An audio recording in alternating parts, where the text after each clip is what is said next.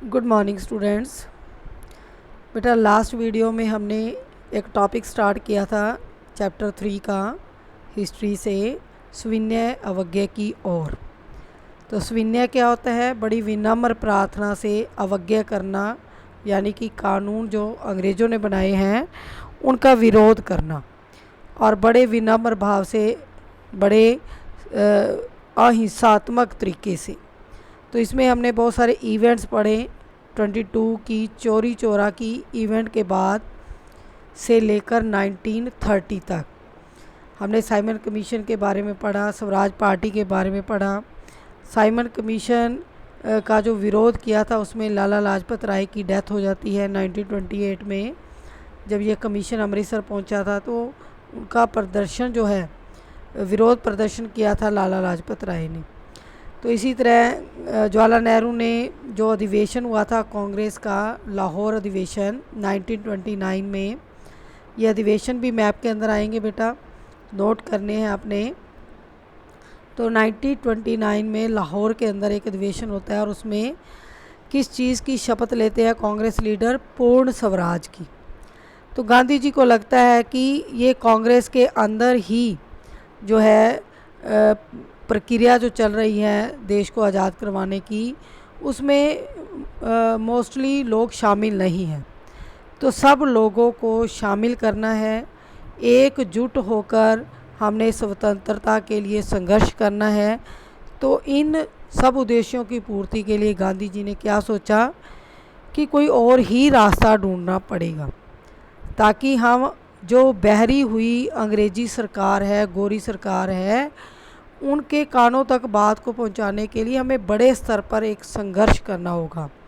उनकी बनाई हुई जो लॉज हैं उनका अवज्ञा करना पड़ेगा, डिसओबे करने पड़ेगा। तो आज का हमारा टॉपिक जो है वो है नमक यात्रा और स्विनय अवज्ञा आंदोलन। इस आंदोलन को स्विनय अवज्ञा आंदोलन भी कहते हैं, जो 1930 से 32 तक चला। 32 के बाद ये बीच में बंद हो गया और फिर दोबारा 34 में स्टार्ट होता है। तो 1930 से 34 का टाइम पीरियड माना जाता है कि इस 4 साल में गांधी जी ने स्विनय अवज्ञा आंदोलन स्टार्ट किया था देश के अंदर। इसे नमक यात्रा भी कहते हैं, साल्ट सत्याग्रह और सिविल डिसओबीडियंस मूवमेंट भी कहते हैं। तो ये भी इम्पॉर्टेंट है फॉर 5 मार्क्स। तो देश को एकजुट करने के लिए महात्मा गांधी को जो नमक है एक शक्तिशाली प्रतीक के रूप में दिखाई दिया, कि गांधी जी ने सोचा कि ऐसी एक कॉमन चीज़ को लिया जाए जिसको सभी लोग यूज़ करते हों, ताकि सभी लोग इस आंदोलन के साथ जुड़े। तो उन्होंने क्या पाया? नमक। अब नमक जो था भारत में पहले बनता था, भारतीय बनाते थे, लेकिन अंग्रेज़ों के आने के बाद अंग्रेज़ नमक बनाने लग गए और उस पर टैक्स लगाने लग गए। तो एक आम डेली यूज़ की चीज़ के ऊपर जब उन्होंने टैक्स लगाया तो गांधी जी ने कहा इससे ज़्यादा जो शस्त्र है विरोध का वो और कोई नहीं हो सकता। तो उन्होंने नमक को चुना। 31 जनवरी 1930 को वायसराय इरविन को गांधी जी ने एक पत्र लिखा और उसमें 11 मांगों का उल्लेख किया। ठीक है, कि क्या मांगे थी? सामान्य मांगे थी, जिसमें उद्योगपतियों से लेकर किसानों तक जो विभिन्न तबके थे उनसे रिलेटेड मांगे रखी गई। गांधी जी ने इन मांगों के जरिए क्या सोचा कि समाज के सभी वर्गों को अपने साथ जोड़ना है, ताकि सभी उनके अभियान में शामिल हो सकें। इसलिए उन्होंने मोस्टली जो इम्पोर्टेंट इश्यूज़ थे उस वक्त वो लेटर में लिखकर वायसराय को भेजे। और इसमें सबसे जो इम्पोर्टेंट डिमांड थी वो थी नमक कर को ख़त्म कर दिया जाए, यानी कि जो नमक है सब लोग यूज़ करते हैं खाना बनाने में, उसके ऊपर भी जो टैक्स लगाया हुआ है वो टैक्स जो है उसको ख़त्म करना होगा अंग्रेज़ों को, क्योंकि इसमें अमीर और गरीब सब लोग हैं जो नमक को इस्तेमाल करते हैं। यह भोजन का अभिन्न अंग है, इसलिए नमक पर कर और उसके उत्पादन पर सरकारी इजारेदारी क्या होती है? जो सरकारी अधिकार था, यानी सरकार ही नमक को बना सकती है और कोई नहीं, ये इजारेदारी जो थी उसको ख़त्म करना था गांधी जी ने। क्योंकि ये ब्रिटिश शासन का सबसे दमनकारी, सबसे एक्सप्लॉइट करने वाला एक कानून था कि इसका जो बनाने का अधिकार था वो अंग्रेज़ों ने अपने पास रखा हुआ था। महात्मा गांधी का ये पत्र एक अल्टीमेटम, एक चेतावनी की तरह था। उन्होंने लिखा कि अगर 11 मार्च तक उनकी ये 11 मांगें नहीं मानी गई तो कांग्रेस शून्यवज्ञ आंदोलन छेड़ देगी, यानी कि एक बड़ा आंदोलन गांधी जी देश में शुरू कर देंगे। लेकिन लॉर्ड इरविन जो थे वो गांधी जी की इस धमकी से डरे नहीं, उन्होंने कोई मांग नहीं मानी।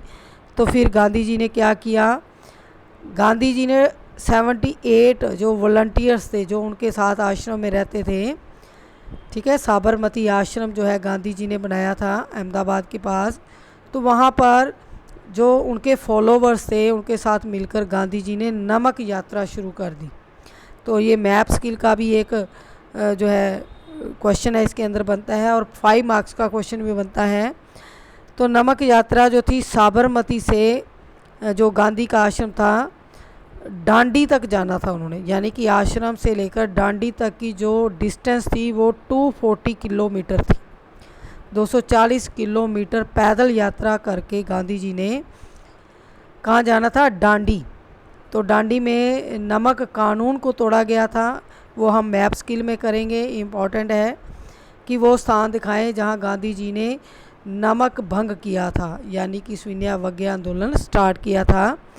तो ये जो डिस्टेंस कितनी थी, 240 किलोमीटर, और गुजराती तटीय कस्बे में जाकर इसे ख़त्म होना था। गांधी जी को टोली ने 24 दिन तक हर रोज़, यानी ये 24 दिन की एक लंबी यात्रा थी, और डेली 10 मील का सफ़र तय किया जाता था। इसमें 240 थे ना, तो 10 किलोमीटर डेली गांधी जी और उनके फॉलोवर जो 78 थे वो उनके साथ चलते थे, और 24 दिन इस यात्रा को ख़त्म होने में लगे। गांधी जी रास्ते में जहाँ भी रुकते थे तो वहाँ के आसपास के लोग उनको सुनने आते थे, क्योंकि सब लोगों को पता था कि गांधी जी ने एक नया कैंपेन शुरू किया है, अभियान शुरू किया है। तो लोग भी बड़े उत्सुक होकर अपने घरों से निकलकर, चाहे वो बुजुर्ग थे, महिलाएं थे, सब लोग उनको सुनने के लिए आते थे। गांधी जी ने स्वराज का अर्थ स्पष्ट किया और आह्वान किया, लोगों को बताया कि अंग्रेज़ों को शांतिपूर्वक अवज्ञा करें। क्या लोगों को समझाया कि वो अंग्रेज़ों की, ठीक है, अहिंसात्मक तरीके से उनके कानूनों की उल्लंघना करें, ठीक है, यानी अंग्रेज़ों का कहा न माने।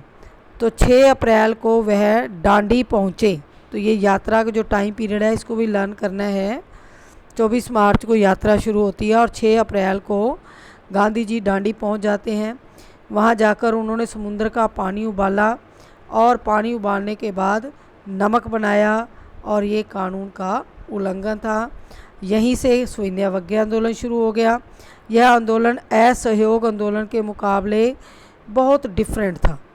इस बार लोगों ने न केवल अंग्रेज़ों का सहयोग न करने के लिए, क्योंकि असहयोग आंदोलन में गांधी जी ने क्या हुंकार भरी थी कि हम असहयोग करेंगे, जो अंग्रेज़ों की नौकरियां हैं या जो पद है वो सब त्याग देंगे।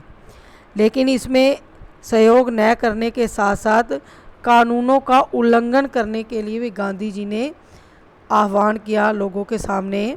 लोगों को बोला, देश के विभिन्न भागों में हजारों लोगों ने नमक कानून तोड़ा। जैसे ही गांधी जी ने अनाउंसमेंट की, घोषणा की कि कानूनों की उल्लंघना की जाए, तो हजारों लोगों ने अलग अलग इलाकों में कानून जो है नमक कानून तोड़ा।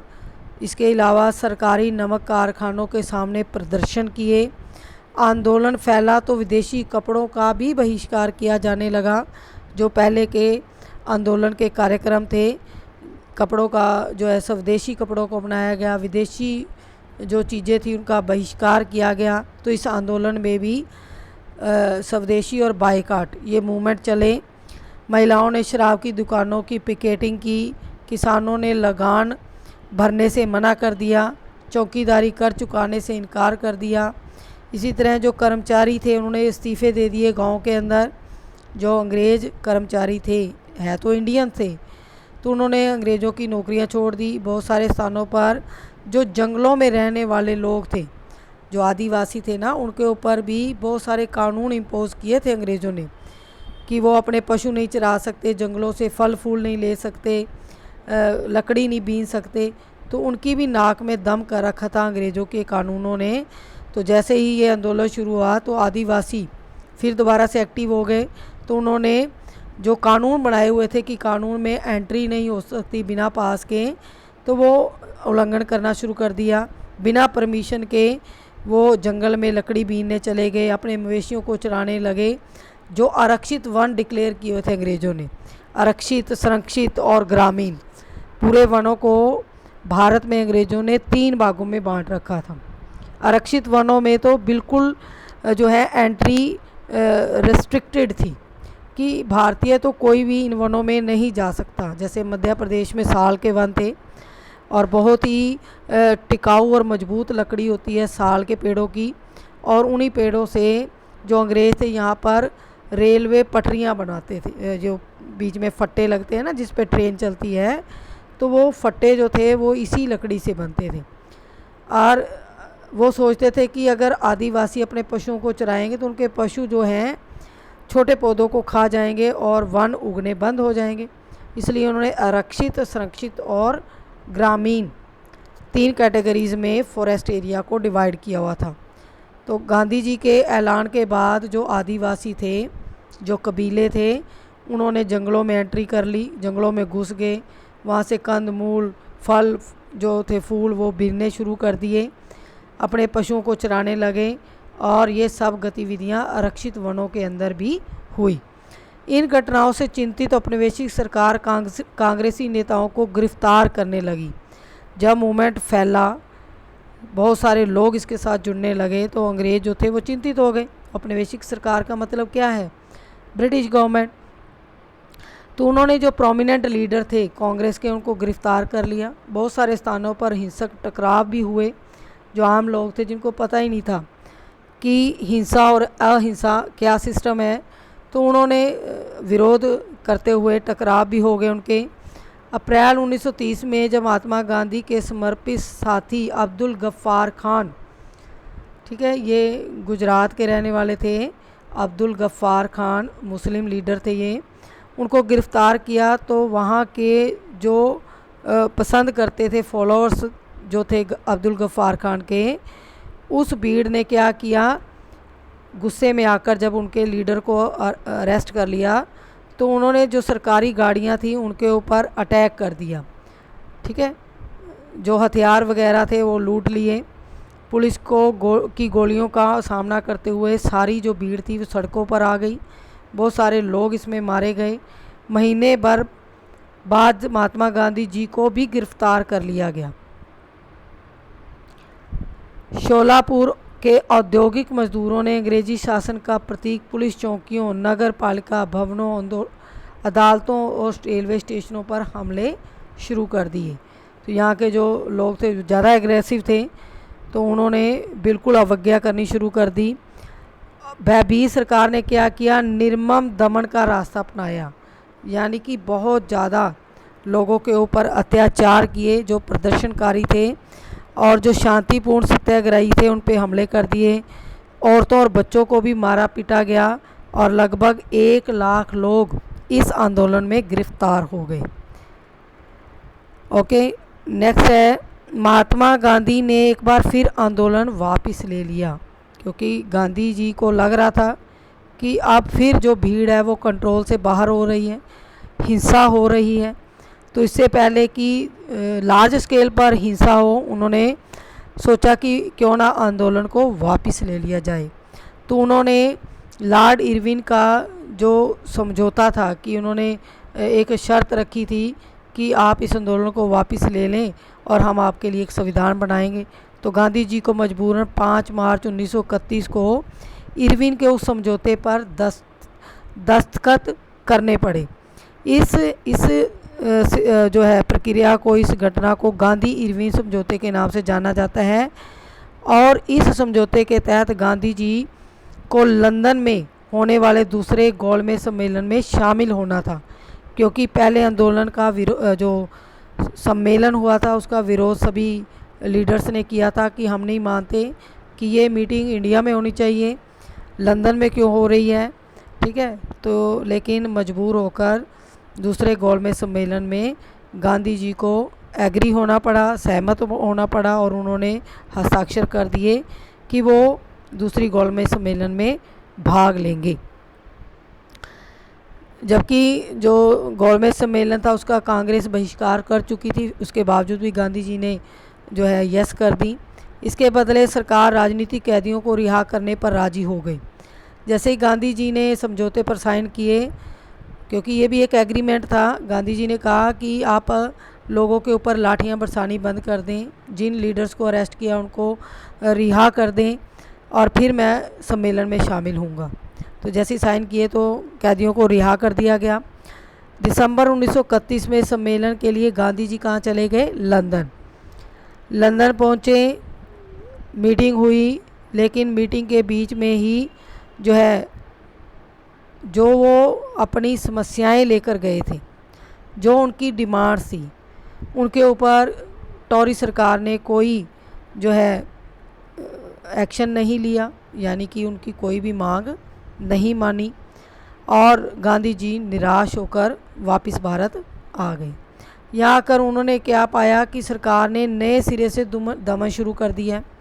अब उन्होंने प्रॉमिस किया था कि वो लोगों के ऊपर लाठियाँ नहीं बरसाएंगे, लेकिन जैसे ही गांधी जी वापस आए लंदन से तो उन्होंने देखा कि जो पुलिस है वो लोगों को, निर्दोष लोगों को मार पीट रही है, बच्चों को भी मार पीट रही है। तो गफ्फार खां, जवाहरलाल नेहरू तब तक जेल में ही थे। कांग्रेस को गैर कानूनी अंग्रेज़ों ने घोषित कर दिया कि ये कोई संस्था अच्छी संस्था नहीं है, गैर कानूनी है, बिना परमिशन के बनी हुई है। सभाओं, प्रदर्शनों और बहिष्कार जैसी गतिविधियों को रोकने के लिए सख्त कदम उठाए जा रहे थे। तो भारी आशंकाओं के बीच महात्मा गांधी जी ने सविनय आंदोलन दोबारा शुरू कर दिया, क्योंकि अब गैप आ गया था। तो जैसे ही वो वापस आए 31 की गोलमेज सम्मेलन को अटेंड करने के बाद, उन्होंने देखा कि फिर दोबारा से उसी आंदोलन को शुरू करना पड़ेगा। लेकिन जो स्टार्टिंग में लोगों के अंदर जोश था, वो सेकंड टाइम जब गांधी जी ने ये आंदोलन शुरू किया तो बहुत कम लोग उसमें शामिल हुए, क्योंकि 1934 तक आते आते लोग जो थे इनसे पीछे हटने लगे, क्योंकि किसी चीज़ का रिज़ल्ट ही नहीं आ रहा था। किसी भी तरीके से अंग्रेज़ सरकार झुकने को तैयार नहीं थी। तो लोग भी अपने काम काज छोड़कर गांधी जी के साथ लग जाते थे, लेकिन लंबे समय तक जब कोई रिज़ल्ट नहीं आता था, कोई जो है अधिकार, जो कोई मांग उनकी नहीं मानी जाती थी, तो लोग वापस घरों को चल पड़ते थे। तो नेक्स्ट टॉपिक बेटा नेक्स्ट वीडियो में डिस्कस करेंगे। Till then good bye.